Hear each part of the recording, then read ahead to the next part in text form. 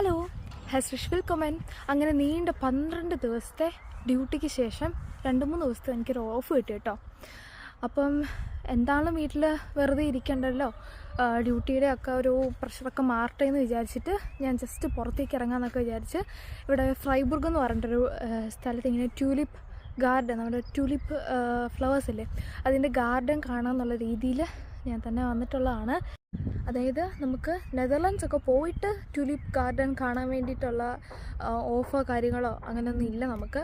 അപ്പോൾ പിന്നെ ഇങ്ങനെ ഒരു നമ്മുടെ ജർമ്മനിയിൽ തന്നെ ഉള്ള ഒരു ട്യൂലിപ്പ് ഗാർഡൻ കാണാമെന്ന് വിചാരിച്ച് ഇങ്ങനെ വന്നിരിക്കുകയാണ്. ഞാൻ അവിടെ ചെന്നിട്ട് വേണം എങ്ങനെയാണ്, ട്യൂലിപ്പ് അവിടെ ഉണ്ടോ, സമ്മർ ജസ്റ്റ് തുടങ്ങിയിട്ട് 1-2 വീക്ക് ആയതേ ഉള്ളൂ, ട്യൂലിപ്പിനി അവിടെ ഉണ്ടോ ഇല്ലയോ എന്നൊക്കെ ഉള്ളൊരു കാര്യം അവിടെ ചെന്നാലേ അറിയാൻ പറ്റത്തുള്ളൂ. ഓക്കെ, ദെൻ അവിടെ ചെന്നിട്ട് കാണാം.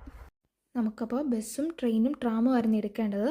ട്രാം എടുത്തു, പക്ഷേ ഇടയ്ക്ക് എപ്പോഴോ എത്തിയപ്പം എന്തോ ഒരു തകരാറ് ട്രാമിന്. ദെൻ എല്ലാവരും ഡ്രൈവറിൻ്റെ അടുത്ത് ഇറങ്ങി ചോദിക്കുന്നുണ്ടായിരുന്നു, ഞാനും ആ കൂടെ ഇറങ്ങി.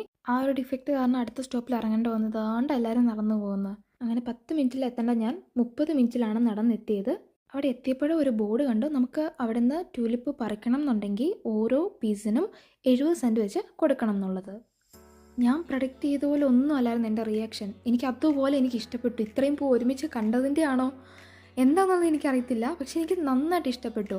ദെൻ അപ്പുറത്തെ സൈഡിലും നടാൻ വേണ്ടിയിട്ടൊക്കെ തന്നെ ഞാൻ തോന്നുന്നു ഇളച്ചൊക്കെ ഇട്ടിട്ടുണ്ടായിരുന്നു. പിന്നെ ഇവിടുന്ന് തന്നെ നമുക്ക് അത്യാവശ്യം ഫ്ലവേഴ്സ് പിക്ക് ചെയ്യാം, പക്ഷേ ചെറിയൊരു പേയ്മെൻ്റ് എന്തോ ഉണ്ട്.